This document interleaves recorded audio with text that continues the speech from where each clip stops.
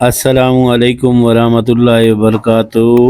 پیارے اسلامی بہن بھائیوں، کبھی کبھی انسان تھک جاتا ہے دعاؤں سے، محنت سے، انتظار سے۔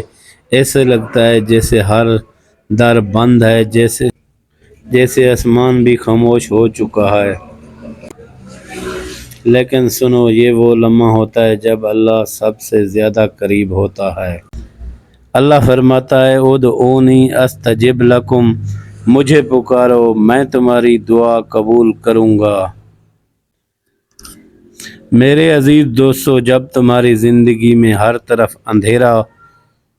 اندھیرا چھا جائے، جب تمہارے خواب بکھر جائیں، جب تمہیں لگے قسمت تم سے روٹ گئی، تو یاد رکھو اللہ تمہارے بند قسمت کے دروازے کھولنے والا ہے، اور اس کی دو نشانیاں بڑی واضح ہوتی ہیں۔ پہلی نشانی، جب تم ٹوٹ کر بھی رب کے سامنے جھک جاتے ہو، جب تمہارے دل زخمی ہو، آنکھوں میں آنسو ہو، لیکن سجدے سے سر نہ اٹھے، تو یہ وہ لمحہ ہوتا ہے جہاں رحمت الہی تمہاری طرف دوڑتی ہے۔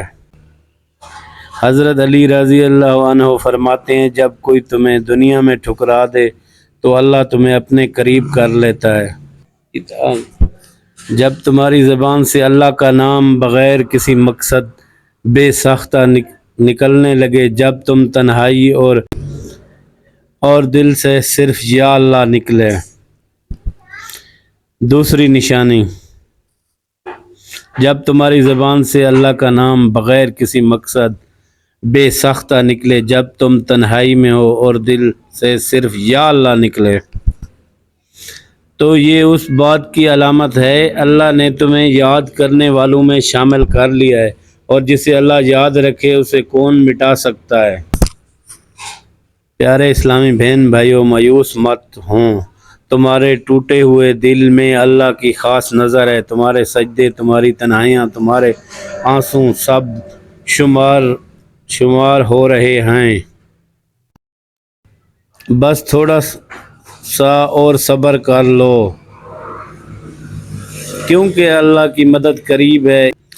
ان مع العسر یسرا، بے شک ہر تنگی کے ساتھ آسانی ہے۔ آج تمہاری قسمت کے دروازے بند ہو سکتا ہے، لیکن کل اللہ تمہارے لیے وہ دروازہ کھولے گا جس کا تصور بھی تم نہیں کر سکتے۔ تو امید مت چھوڑو، سجدے میں گر جاؤ، اللہ سن رہا ہے۔